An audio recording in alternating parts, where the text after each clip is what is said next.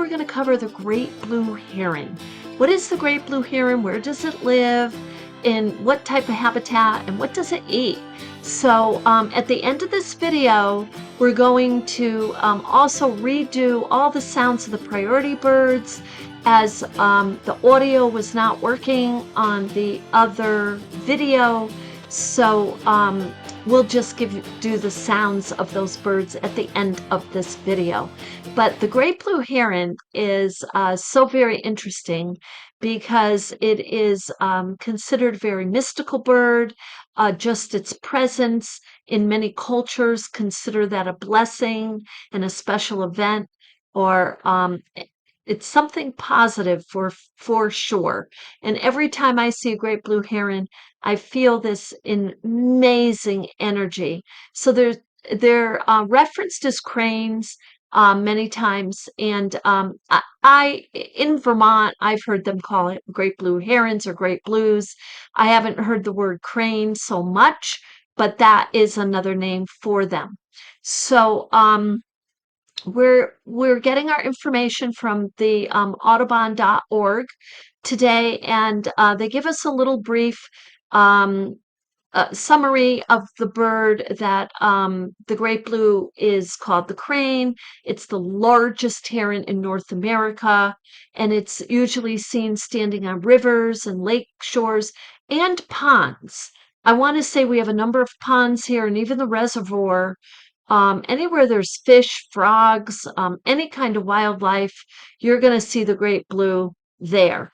It says or flying overhead, and with slow wing beats. Usually it's amazing when you see it fly over your head. It's just beautiful. So it's highly adaptable, and it thrives around all kinds of waters, from subtropical swamps to desert rivers to the coastline of southern Alaska. So with its variable diet, it's able to spend the winter farther north than most herons, even in areas where most waters freeze.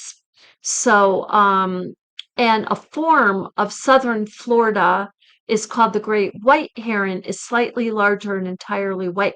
I'll tell you what, we have the great white egret up here in Vermont, and I've seen it now a number of times in the past 5 years. So it's pretty amazing. So with that, we're going to go to the next section. Okay, everyone. So here we have a map it's giving us. It says the northern populations east of the Rockies are migratory, some going to the Caribbean, Central America, or northern South America. Migrates by day and night, alone or in flocks. Some wander well to the north in the late summer, and populations along the Pacific coast may be permanent residents even as far as southeastern Alaska.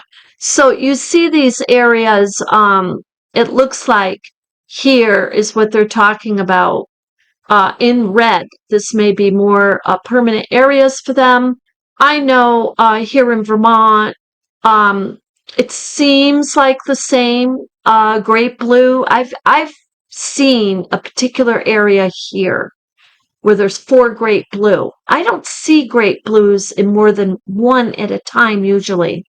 However, there is an area between here and St. Albans where I've seen a flock of great white egrets, which is so unreal.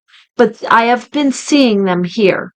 So this is the area where they mostly are nesting here, or breeding, I should say.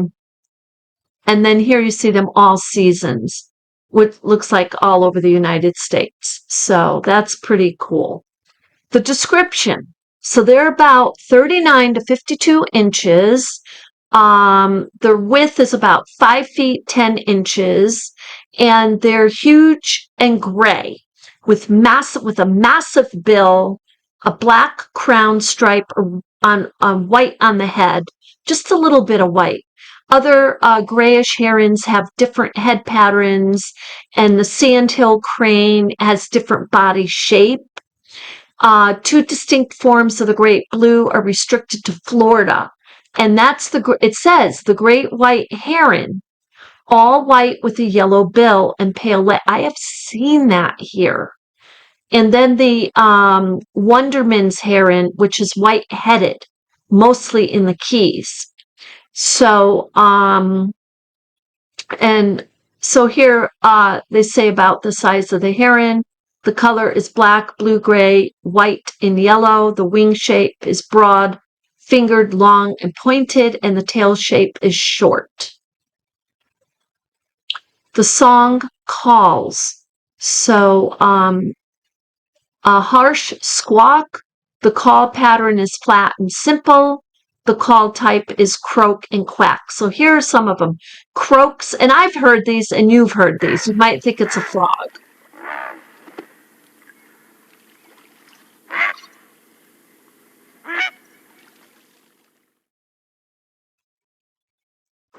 This sounds like a croak again.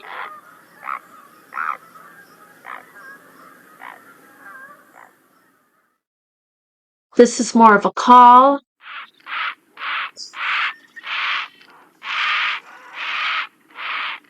I have not heard that.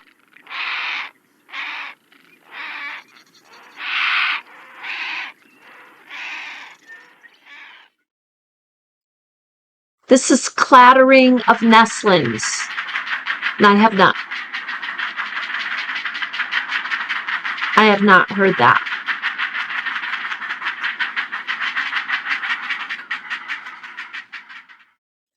Other colony sounds.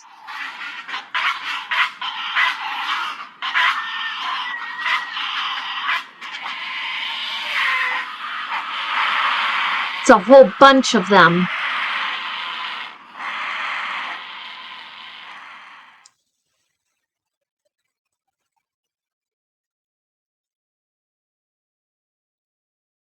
Okay, let's see here.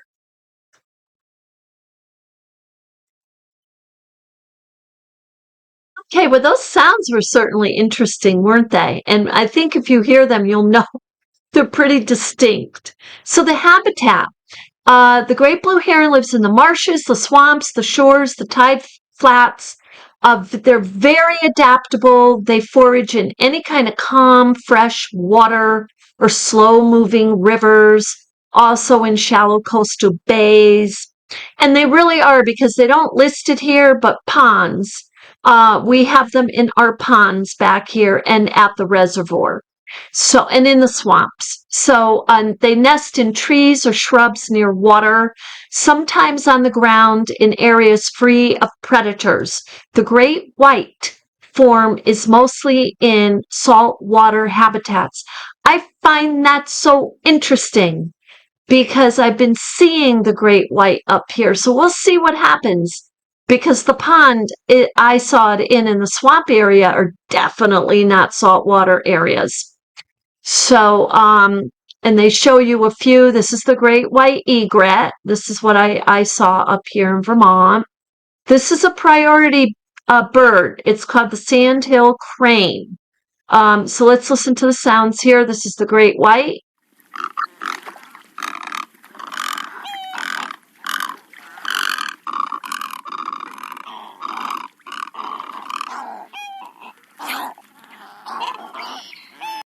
Interesting. Sandhill.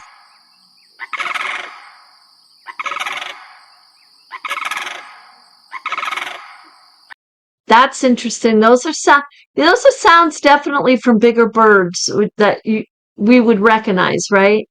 So now the behavior. So eggs. They have 3 to 5, sometimes 2 to 7. They're pale blue. The incubation is by both the male and female, 25 to 30 days. So they take turns sitting on the eggs. The young, both parents feed them by regurgitation. The young are capable of flight at about 60 days, and they depart the nest at about 65 to 90 days. One brood per year in the north, sometimes two in the south. Feeding behavior forages mostly by standing still, or you'll see them, yeah, walking very slowly, usually up to their knees in a pond or shallow water, waiting for the fish to swim near, and then striking with rapid thrust of the bill. Also forages on the shore, from floating objects and in the grassland. They may hunt day or night, and they'll eat things like frogs and lizards. And let's see, they go into some detail here. I should say lizards. I mean, up here, these little geckos that we have are, um, okay, so their diet is highly variable and adaptable. It eats mostly fish, also frogs, salamanders. That's what I was thinking. Turtles. I'm kind of surprised they eat turtles. I didn't know that one. Snakes. That's a good one. Insects, rodents. That's great. Birds. Not so great, but has been seen stalking voles and gophers in the fields, capturing rails at the edge of the marsh, and eating many species of small water birds. And we'll go into their nesting next. Okay, so they're nesting. They breed in colonies, often of these species alone, sometimes mixed with other wading birds, but rarely in isolated pairs. Males choose nest sites and they display where they want to have the nest to attract their mate. They include stretching their neck up with their bill pointing towards the sky, and they're flying around in circles above the colony with their neck extended, stretching their neck forward with their head and their neck and their feathers, back and forth, snapping their bill, open. I don't mean to laugh, but they're doing a dance. They're putting on a display. They're saying, I am here. So their site is highly variable. It's usually in trees 20 to 60 feet above the water. So I found that a little surprising. I thought they would be a little closer to the ground, but they're 20 to 60 feet above water. Sometimes they are in low shrubs, sometimes on the ground on predator-free islands. So they have to make sure that they're in a place, probably near swamps. You'll see them a little lower. So sometimes well above 100 feet in a tree. Nest is built mostly by the female, with the material gathered mostly by the male. Isn't that a beautiful, teaming way? I mean, just listen to their behaviors. He selects the spot and then he gathers all the materials. She puts the nest together. She designs it the way she wants. And so it's a platform of sticks and sometimes quite large. So climate, they're formally often, climate vulnerability, conservation status, that's what it's talking about. Unfortunately, and I can't say on YouTube, but they are unalived simply because it is a conspicuous and easy target. But this is really occurs today. So this is not happening. I've never seen that happen, and I hope I don't. Colonies may be disrupted by human disturbance, especially in early season. Now, unfortunately, I've seen this happen due to construction areas. Still common and widespread. The numbers are still probably stable. This is the climate map. Audubon scientists have used 140 million bird observations and sophisticated climate models to project how climate change, oh, that's what they're talking about, will affect the range of the great blue. So let's see here. 30, okay, so in the blue, a vulnerability status, 36% range gained. So that's up here. So they're going further north, it looks like. 100% range maintained. So that's here. In the light green is improving and stable. So this is a good positive report right there. but it does say climate threats. Choose the temperature scenario below to see which threats will affect these species as the warming increases. So we can see that if they're all over the United States right now, anywhere the United States is increasing greatly in temperature will affect the great blue.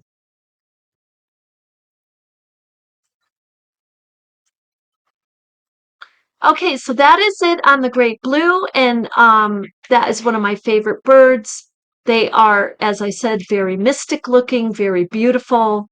If you encounter them, here's a picture over here of the baby in its nest and the size of the nest.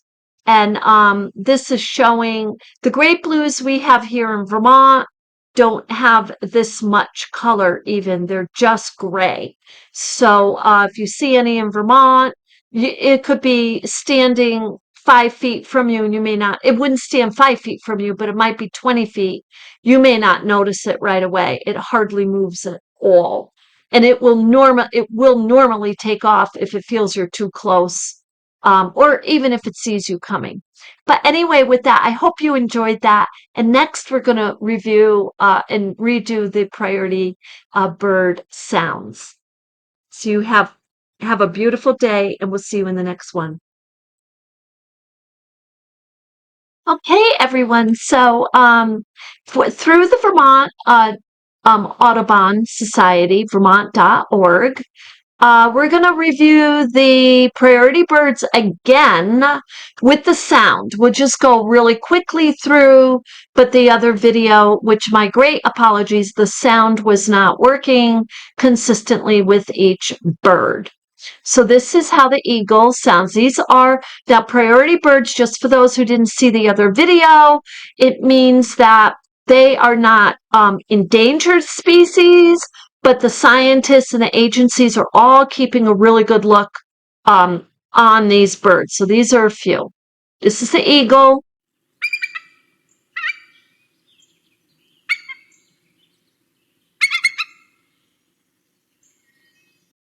Nice high-pitched sound. This is the peregrine falcon.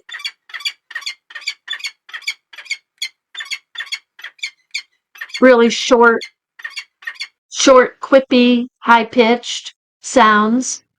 The chimney swift.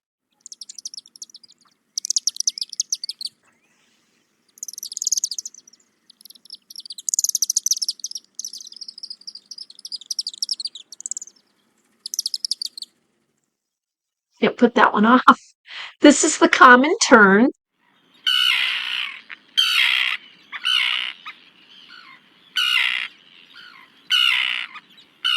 They open their mouths really wide when they make that sound, keeping you away usually. That's the common tern.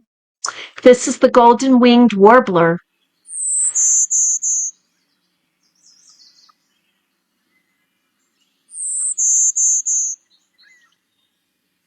Very low key. We have a family of them here. This is the blue-winged warbler. A little bit louder.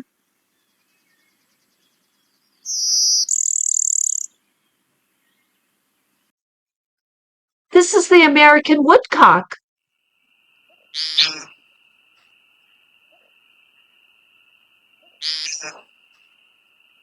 Cute as pie. This is the eastern towhee. Very pretty.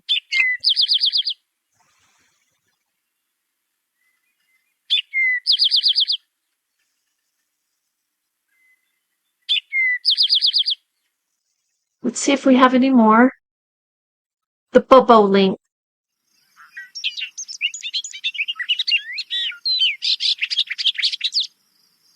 He has a lot to say.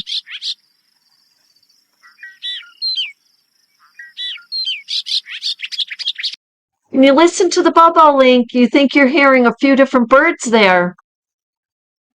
And these are the healthy forest priority birds. The scarlet tanager.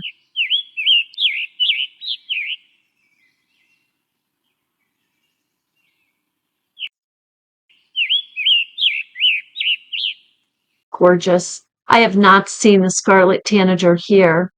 Wood thrush I've seen.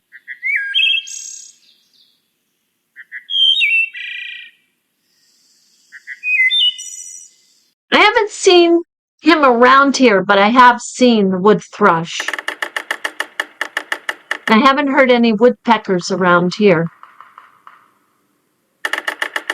So these birds are all considered healthy forest priority birds, including the American woodcock. Now you notice they have him, they also have him up here under shrubland priority birds. So let's see if there's any other healthy priority birds. And there's the white throated sparrow.